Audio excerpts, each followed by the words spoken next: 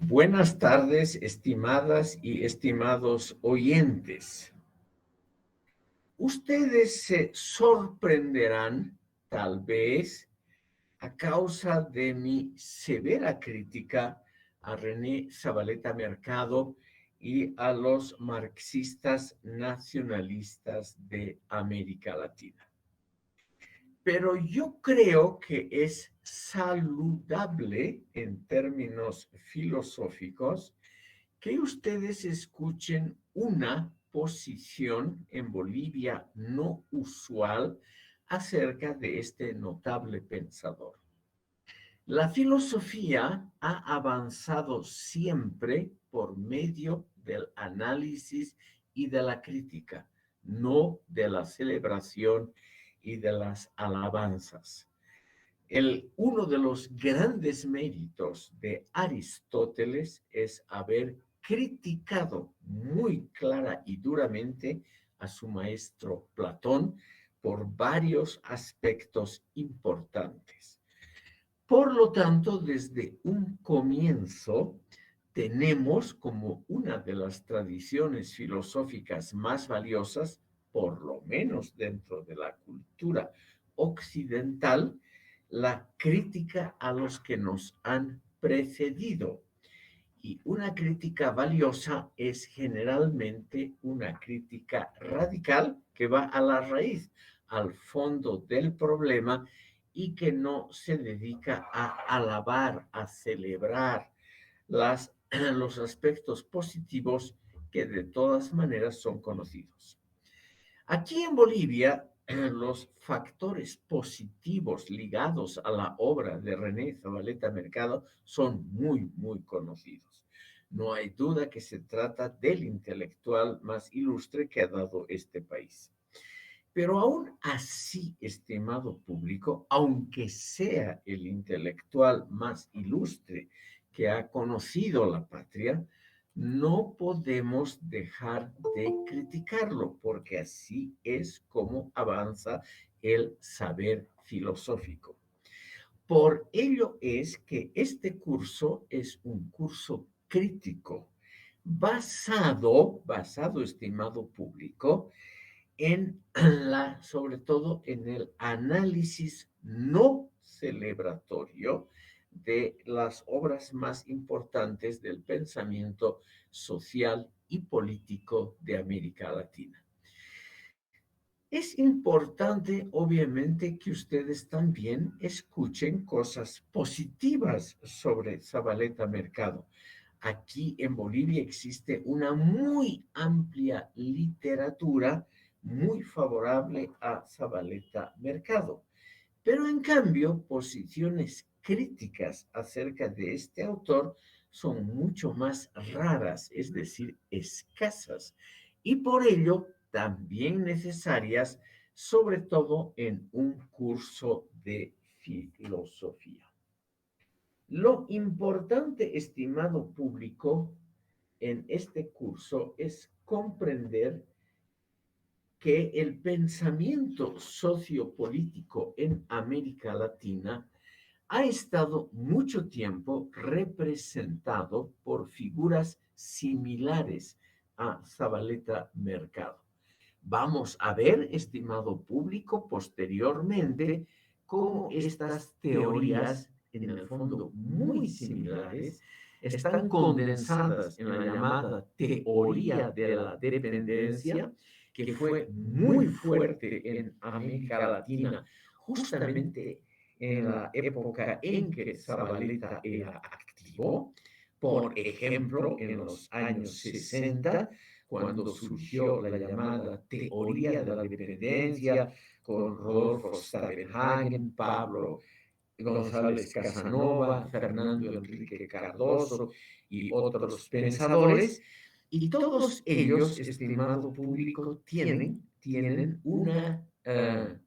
algo en común, que con ello quisiera empezar esta segunda parte de la sesión, y tiene que ver con la figura de este pensador que aquí lo tenemos en pantalla, Antonio Gramsci. filósofo y político italiano que tuvo una vida corta y muy dura y cuya obra, sobre todo en América Latina, ha sido muy o es todavía muy popular. Entonces, partiendo de Zabaleta, nos podemos hacer justamente la pregunta, ¿por qué Gramsci es tan popular en América Latina? En primer lugar, estimado público, como ya creo haberme referido al tema desde el comienzo de este curso, América Latina no ha sido una sociedad receptora de un marxismo crítico, sino más bien continuadora de un marxismo práctico, es decir, de un marxismo que esté unido a la praxis, a la actividad política de sectores llamados progresistas. Y esa ha sido la intención de René Zabaleta Mercado. Él nunca hizo una separación tajante entre su actividad académica y sus actividades prácticas. Él fue diputado del Movimiento Nacionalista Revolucionario, ministro de Minas y Petróleos en el último periodo, en el tercero de Víctor Paz Estenssoro. Al mismo tiempo tuvo una actitud relativamente fuerte en la llamada Asamblea Popular de 1970-71 y es uno de los fundadores del MIR, del Movimiento de la Izquierda Revolucionaria, un partido político que ha dejado de existir, pero que tuvo una cierta influencia en el país y probablemente, aunque no hay datos muy exactos, al final de su vida tal vez haya ingresado al Partido Comunista Boliviano. O sea, un hombre de la teoría y simultáneamente de la praxis como Antonio Gramsci. Pero mi deber es mostrarles a ustedes también los aspectos criticables de la teoría de Antonio Gramsci. Estimado público, su vida trágica, su larga prisión en la época de Mussolini, sus principales escritos elaborados justamente cuando él estaba en prisión y el hecho de que seguramente el encarcelamiento acortó la vida de este gran pensador, han construido una leyenda sobre Gramsci, una leyenda que lo hace inexpugnable a la crítica, sobre todo desde posiciones izquierdistas. Desde un punto de vista izquierdista, justamente esta vida estaría por encima de la crítica. Y esto en un curso de filosofía no podemos permitirlo. ¿Qué es lo criticable de Gramsci? En primer lugar, estimado público, él no tuvo nada que ver con el llamado marxismo crítico de Europa Occidental. O sea, esa posición que descubrió una diferencia entre el Marx primigenio más crítico y el Engels posterior más dedicado a construcción de un dogma, esa posición que diferencia entre la posición crítica de Marx y la posición apologética de Engels, esa tendencia no fue reflejada en la obra de Gramsci. Probablemente ni siquiera conoció ni se interesó por esa tendencia.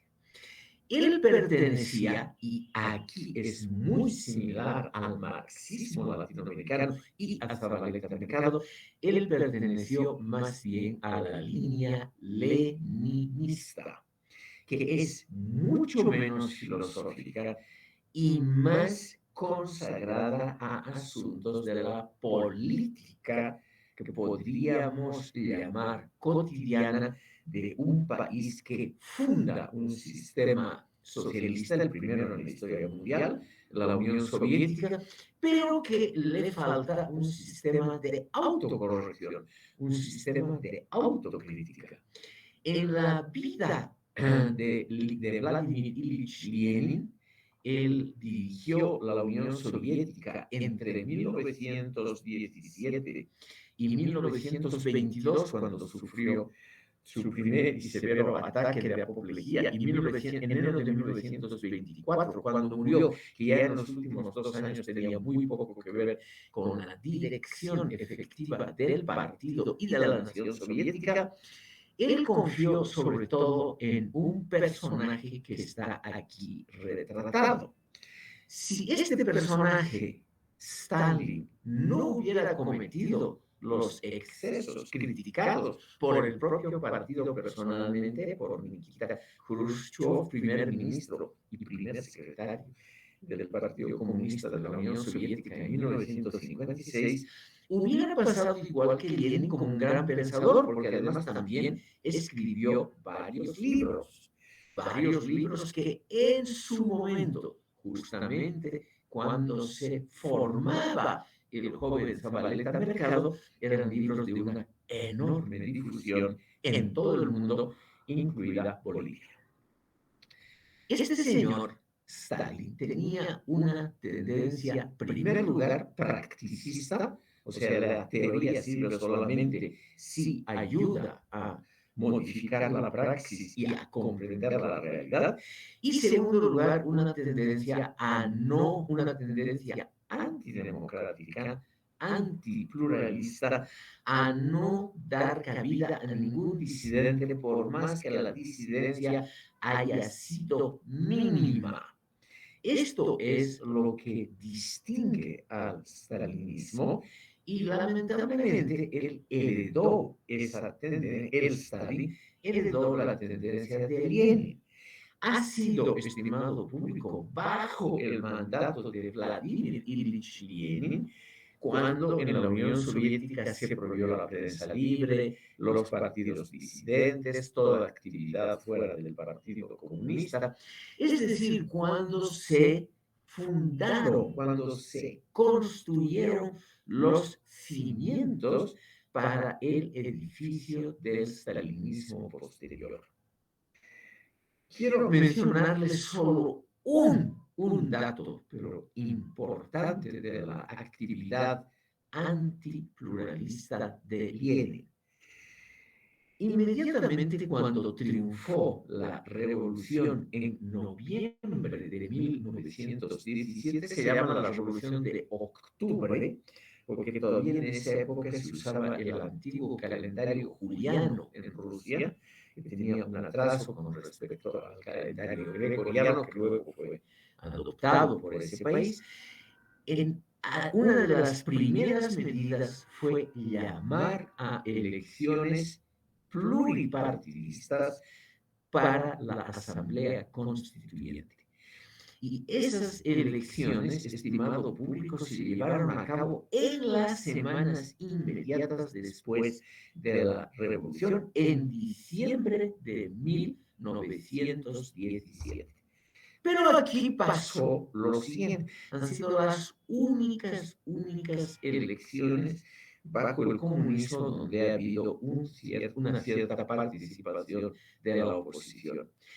El partido bolchevique, que era el dominante, había conquistado el gobierno hace muy poco tiempo, y además en ese momento era extraordinariamente popular porque propuso terminar con la gigantesca guerra contra Alemania, nacionalizar las principales empresas y repartir la tierra, o sea, 3 medidas extremadamente populares, y sin embargo el Partido Comunista, el Partido Bolchevique, obtuvo solo el 25% de la votación y el 25% de la distribución de diputados en la Asamblea Constituyente. El partido mayoritario, el partido que ganó las elecciones en la naciente Unión Soviética, fue un partido campesino que representaba, que era previsible, el sentir y los intereses de la masa campesina de Rusia, sobre todo de los pequeños propietarios. Y los otros partidos, el Partido Socialista Moderado, el menchevique, etcétera, obtuvieron también partes importantes. El menchevique obtuvo tantos votos como el partido bolchevique.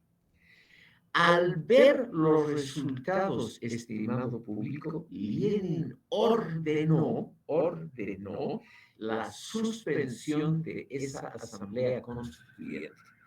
Los diputados opositores que habían sido elegidos ganadores fueron arrestados y expulsados. No se llevó a cabo ni siquiera una sesión inaugural de esa asamblea constituyente. No voy a entrar en más detalles, simplemente mencionarles que Lenin no soportó el haber perdido una elección popular, manejada además por ellos, por los comunistas en el gobierno, y no soportó que la oposición hubiese ganado el 75% de los escaños parlamentarios. Entonces, Antonio Gramsci, que lo tenemos aquí en una foto juvenil, Antonio Gramsci nunca criticó ese hecho, nunca criticó la construcción autoritaria, luego totalitaria, del socialismo en el primer estado socialista de la historia mundial, en la joven Unión Soviética. El estimado público criticó con toda razón otras cosas, el inicio del fascismo en Italia, la debilidad de los liberales en Italia, que había gobernado hasta 1922 y que no prestaron resistencia a Mussolini. Él criticó con mucha razón muchos aspectos importantes de la política italiana y de la praxis cotidiana de los partidos progresistas. Pero sobre la construcción autoritaria del socialismo, que ya él vio y murió en 1937, él no dijo una sola palabra crítica. Por lo tanto, la filosofía gramsciana, estimado público, es una filosofía que lamentablemente, lo quiero decir con todas las letras, comparte dos deficiencias con los partidos y los pensadores socialistas, marxistas y comunistas de su época. Primer elemento es una filosofía aferrada a Engels, a los elementos dogmáticos poco críticos, es decir, que trata de construir un catecismo socialista. En segundo lugar, es una tendencia antipluralista, es una tendencia que no respeta otras tendencias, otros puntos de vista, etc. Y al mismo tiempo es una tendencia que dentro del propio Partido Comunista no respeta fracciones. Por las dudas, estimado público, en el Partido Comunista de la Unión Soviética, después de 1917, existieron todavía algunas fracciones. Por ejemplo, había el grupo derechista dirigido por Nicolás Bukharin, el grupo izquierdista dirigido por León Trotsky, y así diferentes fracciones que Lenin, más mal que bien, las soportó en los primeros años, pero que las prohibió muy pronto. O sea, muy pronto, el mismo Lenin, no Stalin, prohibió la proliferación de fracciones, o sea, de diferentes ideas dentro del Partido Comunista. Esa tendencia a prohibir disidencias y su correlato lógico a aceptar solo como verdad absoluta la fracción que está en el gobierno, como la que tendría el monopolio interpretativo de la historia, esa tendencia fue continuada por Antonio Gramsci. Naturalmente que la obra de Gramsci es muy interesante y muy variada. Él habló de la necesaria reforma intelectual y moral que debería tener una sociedad para ser realmente democrática. El estimado público ingresó además temas de cultura general y una rehabilitación de pensadores que normalmente no son considerados como pertenecientes al canon socialista, como Maquiavelo, Benedetto Croce y otros menos conocidos.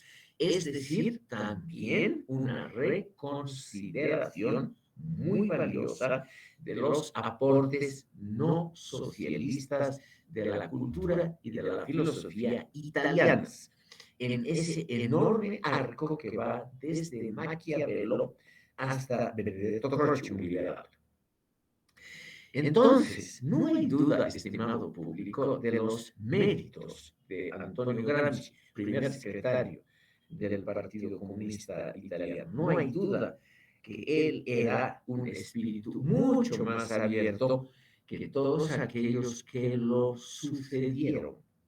Y por ello, en círculos marxistas de América Latina, por ejemplo, en los círculos marxistas de pensadores como el peruano Carlos Franco o el argentino José Aricó, los dos trataron de reflotar el marxismo latinoamericano y actualizarlo justamente basados en Gramsci.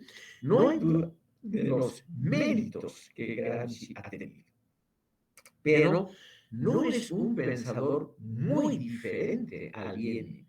No es alguien que realmente haya inyectado opciones muy diferentes, sobre todo en el campo de la pluralidad de ideas y de la democracia dentro del Partido Comunista Italiano.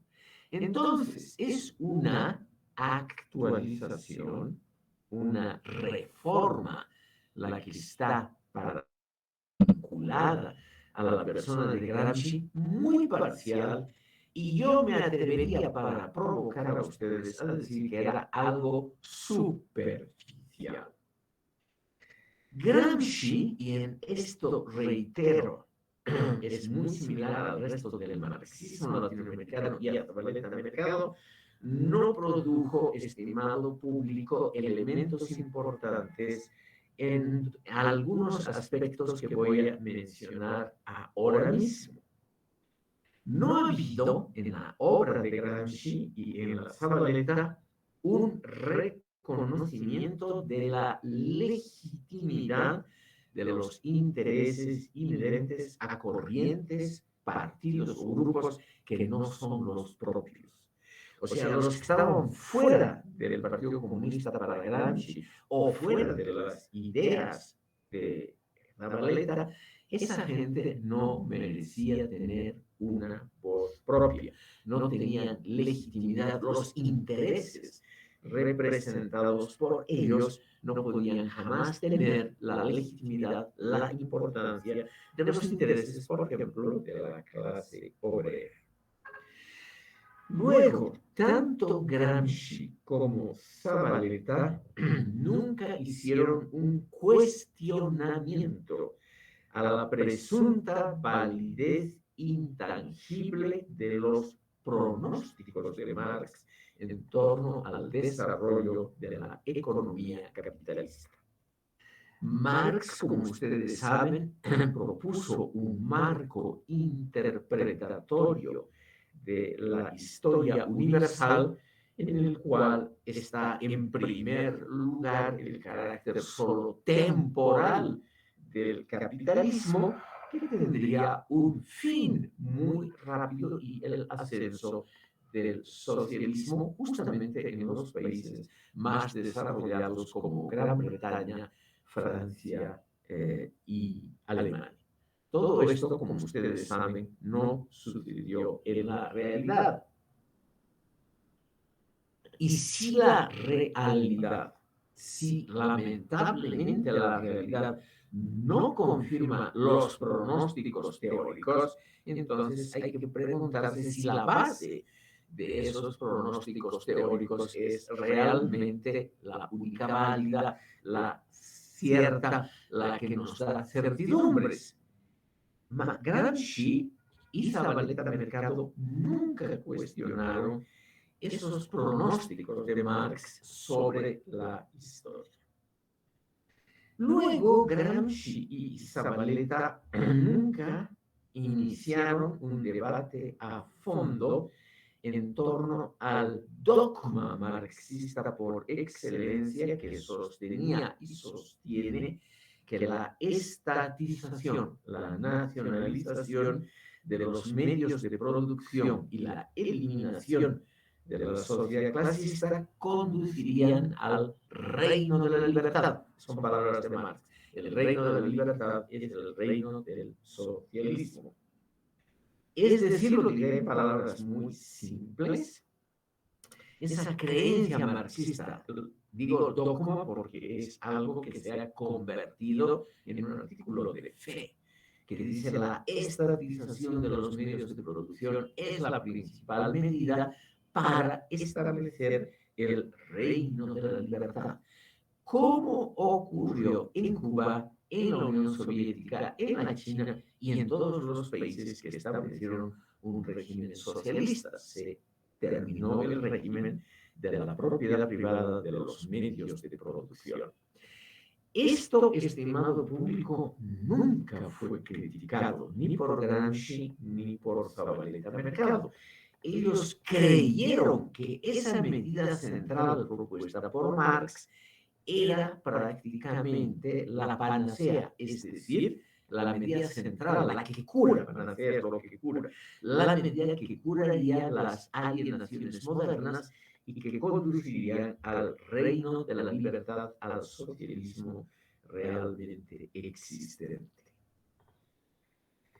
Por otro lado, tanto Gramsci como Zabaleta Mercado jamás hicieron algo en favor de una ética valiosa de la responsabilidad individual que se rija por el principio de la proporcionalidad de los medios.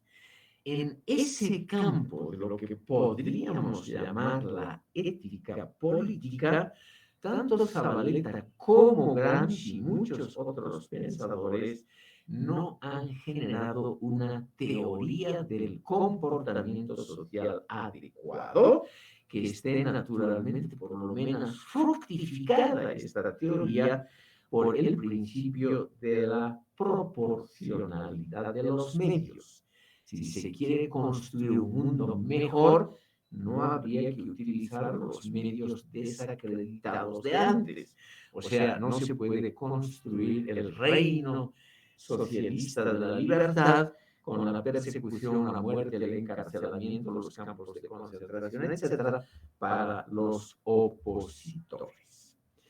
No ha habido una verdadera, tanto en Gramsci como en Zabaleta, una consideración del valor de la persona individual, de los intereses de los individuos que no siempre coinciden con los intereses del género, de la especie, de la comunidad, de lo colectivo, en una palabra.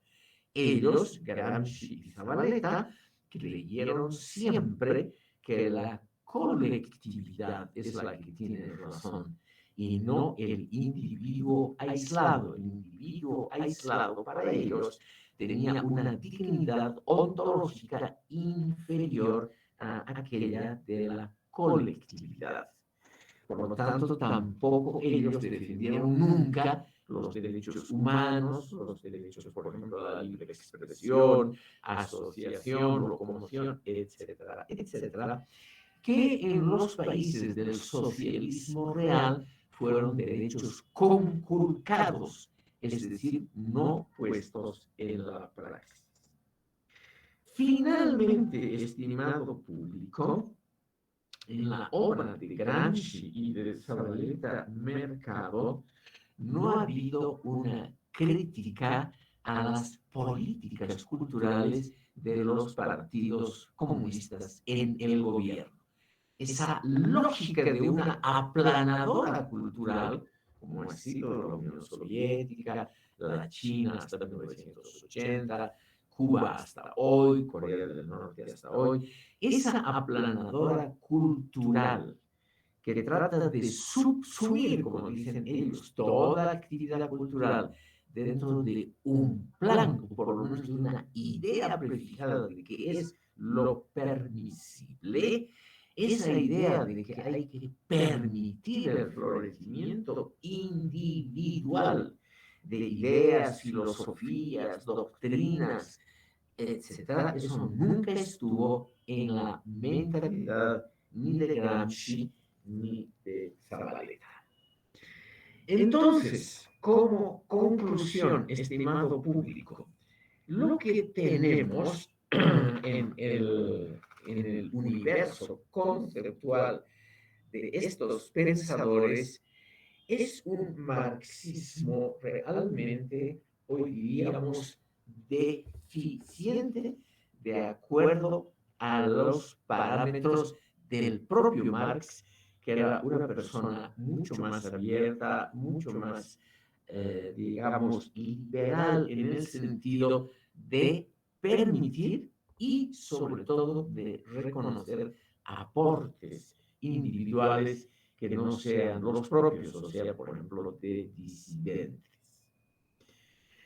Los dos grandes continuadores de la tendencia de un marxismo propio para América Latina, como han sido José Alicó y Carlos Franco, cuya obra vamos a ver posteriormente, naturalmente produjeron textos muy eruditos, sobre todo José Alicó, muy bien documentados, pero están construidos, estimado público, siguiendo religiosamente a la trilogía Marx-Lenin-Gramsci, como si en el campo justo que nos preocupa de la filosofía no hubiese nada que resalte por encima de lo hecho por los grandes maestros.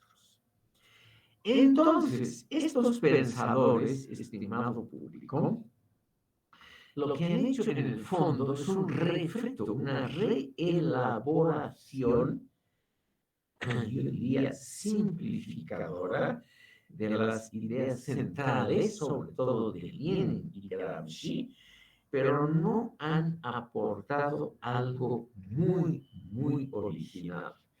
Vamos a ver posteriormente ese desarrollo de las teorías de estos pensadores marxistas en una sesión posterior que vamos a dedicar al estado actual del marxismo como pensamiento sociopolítico en América Latina, un marxismo muy interesante que ahora, por ejemplo, en la obra del ecuatoriano mexicano Bolívar Echeverría, trata de reivindicar los valores de la religión, sobre todo del catolicismo barroco del siglo XVIII, u otros que tratan de combinar el marxismo con el indianismo o con tradiciones propias, etc.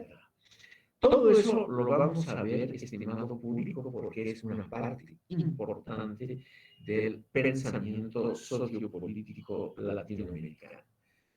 Pero yo, para ir concluyendo con Zabaleta Mercado, quiero mencionarles un documento de 1962, publicado por el periódico paceño Nueva Crónica y Buen Gobierno en febrero de 2012, un documento donde Zabaleta en el fondo estaba todavía en funciones gubernamentales, era diputado de la MNR, donde Zabaleta en el fondo da a conocer lo que él realmente quiere para Bolivia y para los países que adopten el socialismo. Por ello, este documento es un resumen de pocas líneas es muy interesante. El documento lleva el nombre de la descomposición del MNR. O sea, Zabaleta ya ve efectos de degradación dentro de su propio partido. Pero él ve la degradación de su propio partido en términos que le parecen negativos, sobre todo el hecho de que hayan fracciones de izquierda. Eso es lo que no le gusta a Zabaleta. Zabaleta, estimado público, lo que quiere muy claramente es la construcción de una industria pesada, como fue el modelo soviético.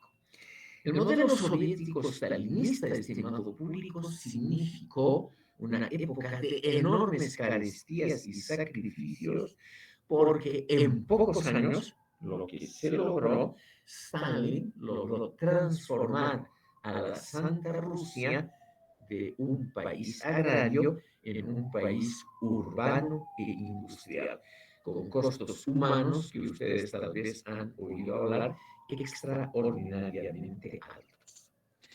Zabaleta Mercado propuso lo mismo para Bolivia. Él dijo, citó, la marcha hacia la industria pesada, no cualquier industria, no industria de bienes para el consumo cotidiano, la marcha hacia la industria pesada es absolutamente central y a este fin hay que subordinar todas las actuaciones del Estado y de la sociedad. En ese documento nos dice Zabaleta, hay que restringir el consumo masivo de la población si es necesario y hay que limitar las obras de infraestructura social si éstas quitan recursos y tiempo a la construcción de la industria pesada, que en Bolivia debe empezar por las famosas plantas de fundición de estaño. Y aquí está la más conocida, la empresa metalúrgica de Vinto. Había otras como Carachipampa, etcétera, etcétera. Estimado público, son varias esas obras de construcción de una empresa privada que a Zabaleta le parece lo positivo. ¿Qué es lo positivo por excelencia? Aquí lo pueden ver ustedes en estas imágenes que están en pantalla. Una fundidora de metales a la derecha, ¿no? Y los edificios de administración de la misma. Esto es lo que a él le gustaba, los grandes complejos de la industria siderúrgica. ¿Por qué?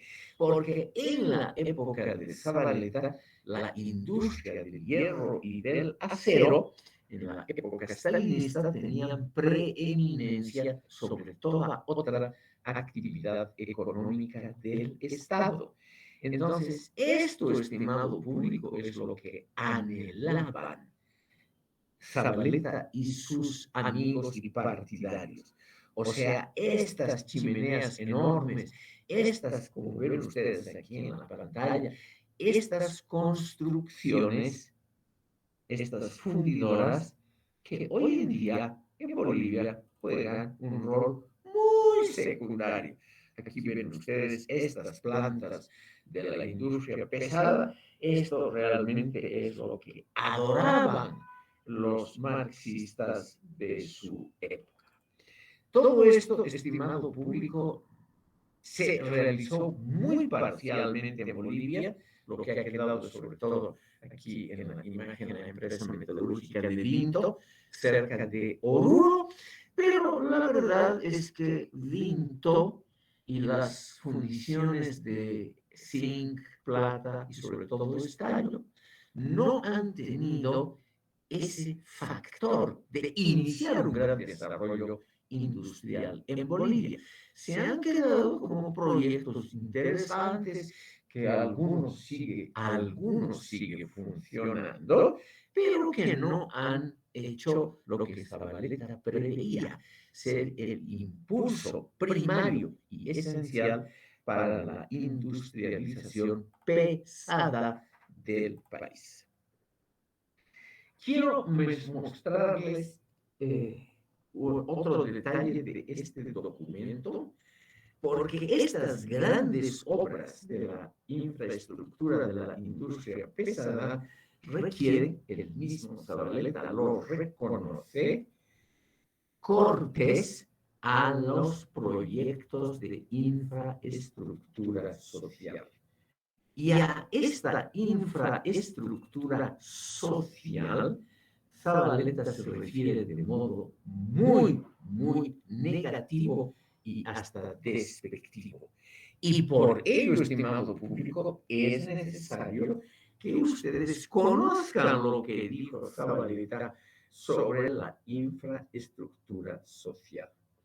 En el documento mencionado, la descomposición del MNR, él dice que el país no tiene que ocuparse de cloacas y escuelitas. ¿Qué son cloacas y escuelitas? Estos términos despectivos, este uso innecesario, por ejemplo, de diminutivos. Quiere decir, el país no debe construir hospitales, saneamiento, alcantarillado, escuelas, porque la industria pesada tiene absoluta prioridad. Esta es una idea, estimado público, que fue ejecutada y legitimada teóricamente por Stalin. La tendencia, perdón, la gran teoría stalinista es una justificación justamente de la construcción acelerada de la industria pesada sin importar los costos humanos de la misma. Voy a citar otra palabra de este documento que creo que es muy clara.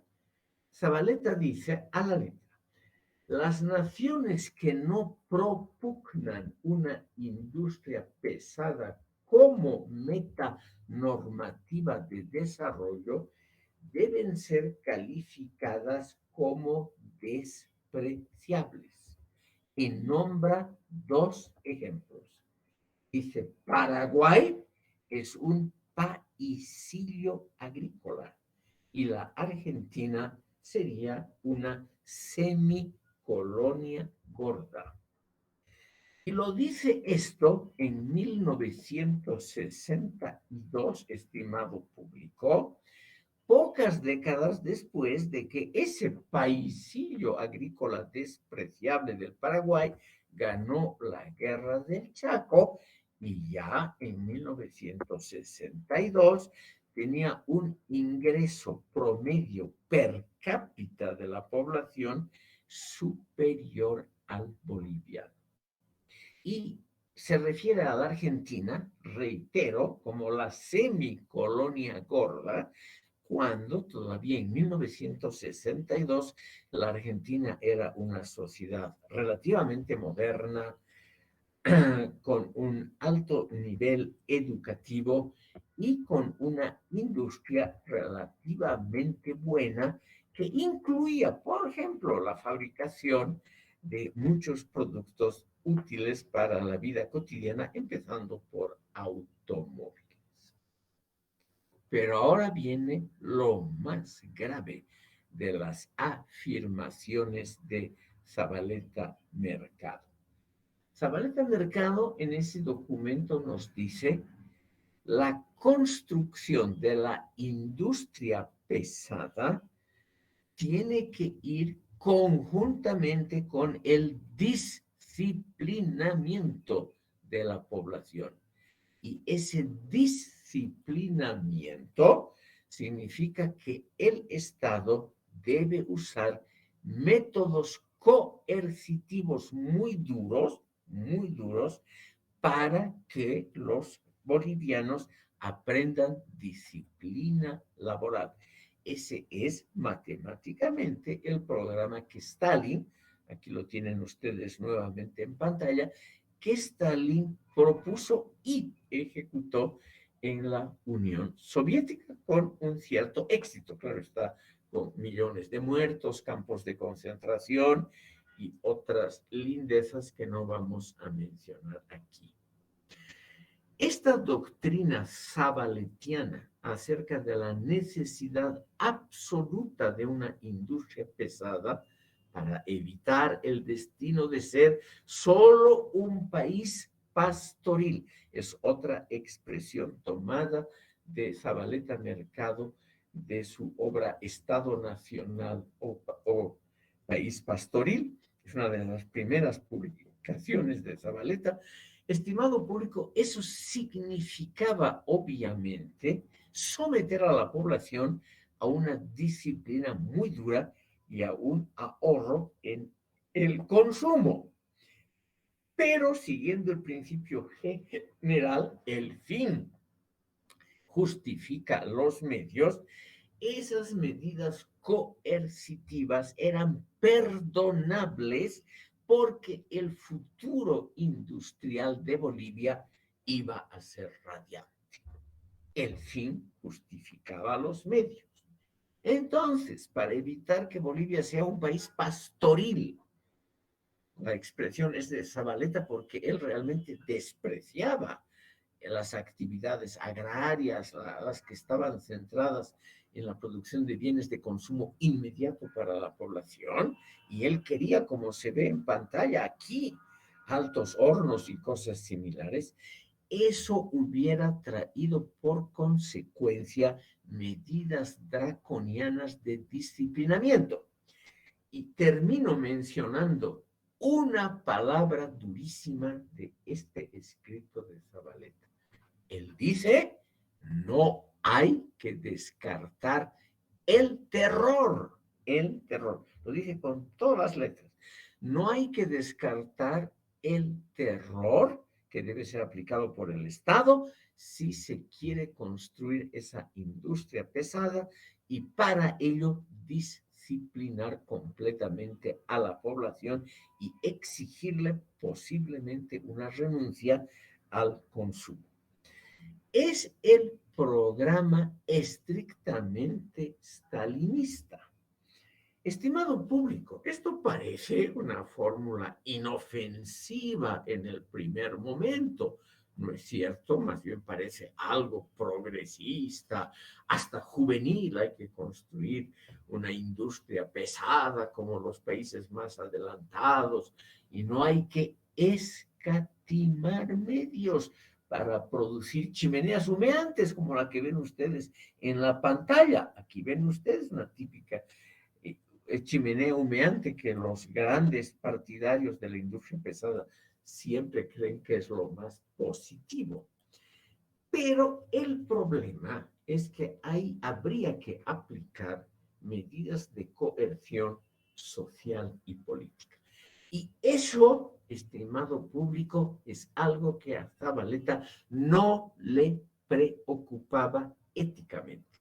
La aplicación del terror cotidiano, sistemático e implacable, como en la Unión Soviética, a él le parecía un instrumento aparentemente neutral para disciplinar a las masas y hacer avanzar la sociedad respectiva a un ritmo histórico acelerado, que es lo que él quería para Bolivia.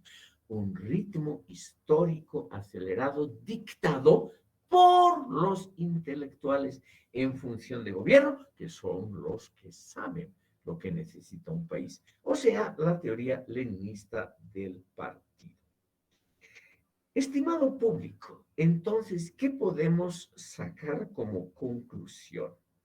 La decisión de industrializar aceleradamente una sociedad, las restricciones concomitantes al consumo de masas, el terror como método de disciplinamiento colectivo, pertenecen al acervo stalinista de la primera mitad del siglo XX, que fueron usados estos métodos generosamente en muchos países, no solamente en la Unión Soviética, Cuba, con resultados muy mediocres, Camboya, con resultados cercanos a cero, en la China antes de la transición al capitalismo estatal, antes de 1980, todos ellos con costos humanos en vidas, por ejemplo, que ya eran conocidos en época de Zabaleta Mercado.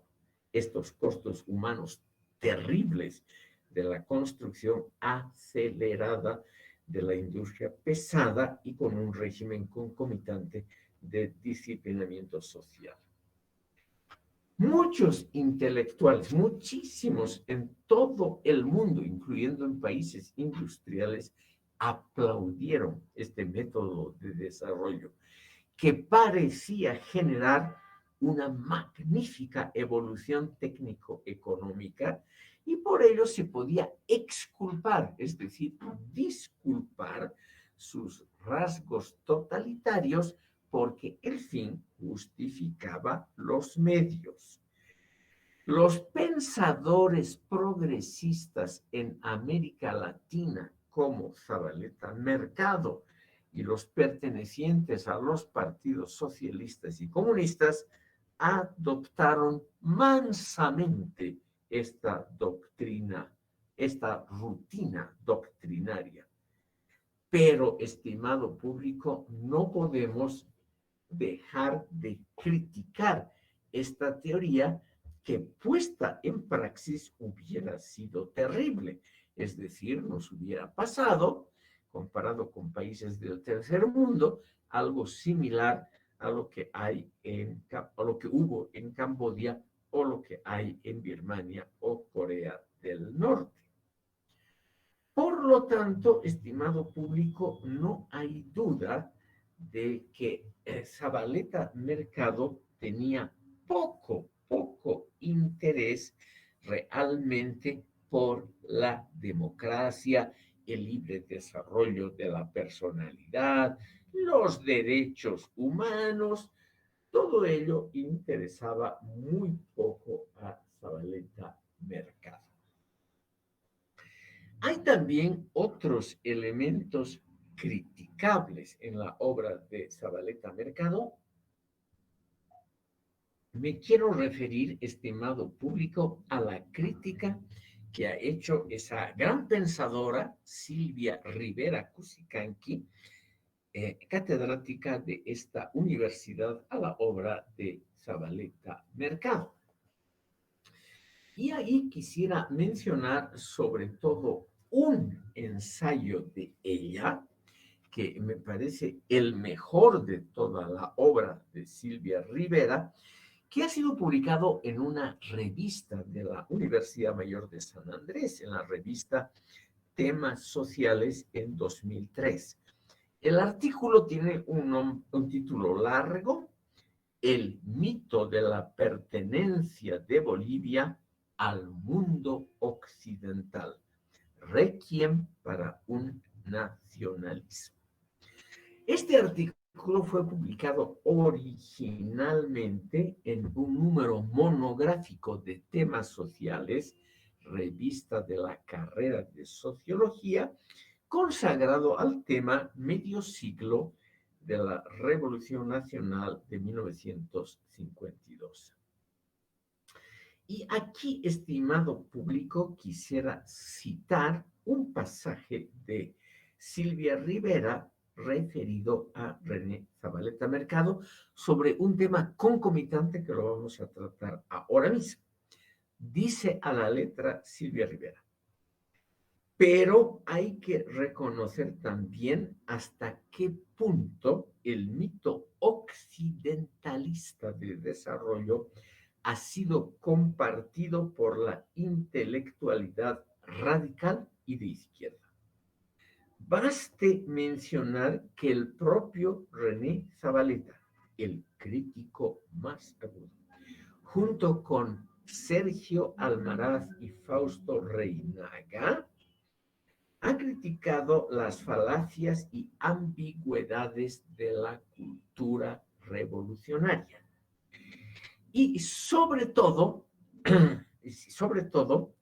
Silvia Rivera se refiere al folleto, que ya lo he mencionado, Estado Nacional y Pueblo de Pastores, Y sigo citando a Silvia. Dice, Zabaleta Mercado niega toda fuerza liberadora a las masas indígenas y cholas y postula un ideal de modernidad totalmente moldeado sobre un imaginario occidental cultural. La crítica del mito occidentalista que he propuesto, dice Silvia Rivera, aquí convoca a una mirada descolonizadora que permita deconstruir los discursos estatales y logocéntricos de la derecha y de la izquierda, encontrando los nexos entre racismo cultural y sometimiento externo, entre colonialismo interno y dominación imperialista, que tan vivamente fueron intuidos por Sergio Almaraz. Por ello, aquí hay, dice ella al finalizar, un tema para el requiem, para el nacionalismo paródico de las élites movimentistas. Fin de la cita. Me parece importante, estimado público, porque evidentemente estas imágenes que ven ustedes en la pantalla, desde Vinto, aquí ven ustedes, hasta la industria pesada que proponen estos señores, es un remedo de la cultura occidental si incluimos a la Unión Soviética dentro de ese mundo occidental. En eso Silvia Rivera tiene plena razón. Lo que vemos aquí en la pantalla como metanormativa de desarrollo no es algo que haya surgido espontáneamente de las culturas indígenas del Nuevo Mundo. Ninguna de estas cosas que ven ustedes aquí o que también las podemos ver aquí, estimado público, o en el campo intelectual, la existencia de un mundo académico copiado de Occidente, ninguna de estas cosas realmente ha salido de las entrañas del mundo latinoamericano previo a la conquista española. Son realmente temas, formas de vida aquí, una biblioteca que lleva el nombre de René Zabaleta en la sede principal de Flaxo en México. Todo ello, estimado público, no hay duda que proviene de esa cultura occidental que nunca fue criticada por René Zabaleta Mercado. Esto es lo que yo quiero mostrarles a ustedes. La teoría de Zabaleta es una teoría muy radical en las formulaciones y también en las conclusiones para el trabajo cotidiano. De eso no hay duda. Pero simultáneamente, estimado público, son metas normativas últimas que provienen de una cultura ajena, como es la cultura occidental, la construcción de la gran industria, de un mundo como este mundo que hemos visto en el campo educativo, es un mundo, pese a toda la originalidad de teorías, es un mundo que está dentro de los parámetros de la cultura occidental. Entonces, lo que Zabaleta Mercado y los marxistas de tendencia nacionalista nunca han visto es que ellos reiteran como propias las metas normativas del desarrollo de la cultura occidental, como si esto, estimado público, fuese la meta normativa, o sea, obligatoria, de todas las culturas del mundo, como si fuese el lugar de desarrollo como si fuese el estadio histórico al que tendrían que llegar todos los modelos de convivencia de los seres humanos sobre el planeta. Esto es, estimado público, lo criticable de la obra de René Zabaleta Mercado. Aquí acercándonos al final, quiero volver a las imágenes de Zabaleta. Estimado público, lo que Zabaleta y los críticos similares no han criticado nunca y no han tematizado como importante es que la revolución socialista, comunista, el modelo personificado por la Unión Soviética, Cuba, China, Corea del Norte, no es necesariamente la única y última meta histórica a la que puede propugnar una sociedad. Esa tendencia de Zabaleta, estimado público, está hoy puesta en duda. No es la única posibilidad de desarrollo histórico. No es casualidad que Zabaleta nunca haya mencionado algo sobre problemas de medio ambiente, de protección de ecosistemas naturales, etcétera. Es un tema que él ya conoció, es un tema que se discutió en Flaxo, en México, en los años anteriores a la muerte de él.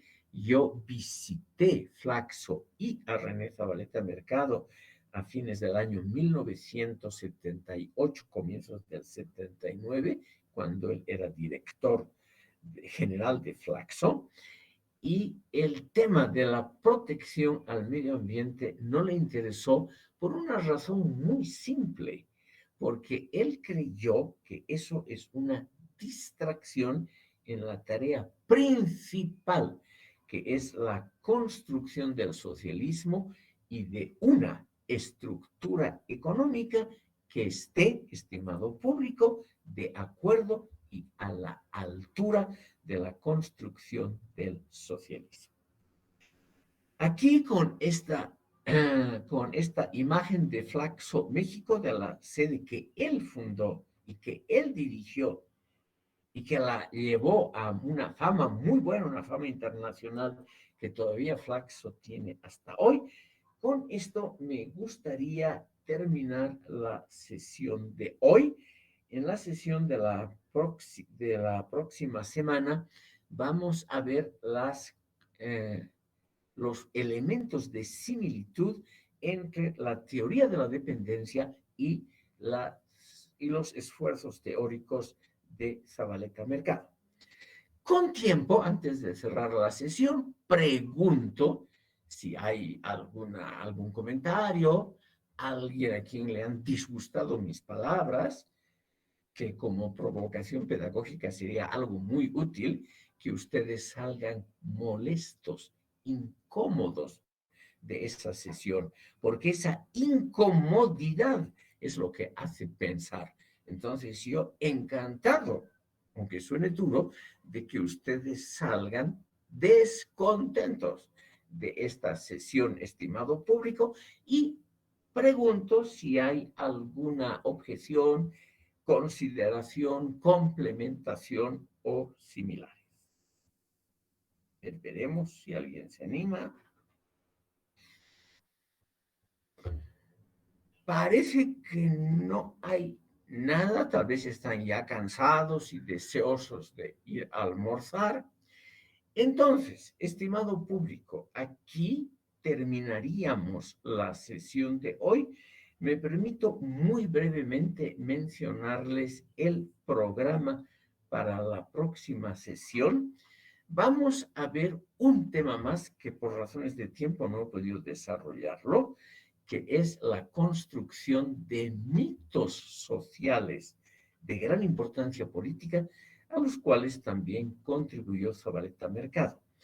La temática de los mitos, de los mitos sociales, es una temática muy importante que la vamos a tratar en la próxima sesión Y también vamos a tratar, estimado público, otro tema para el cual no ha habido tiempo, que también que está ligado al tema de los mitos sociales, y es la concepción de Zabaleta Mercado acerca de los recursos naturales, porque aquí en los últimos años se han publicado algunas obras muy interesantes que comparan la concepción de Zabaleta Mercado sobre recursos naturales con otras tendencias, por ejemplo, tendencias ecologistas.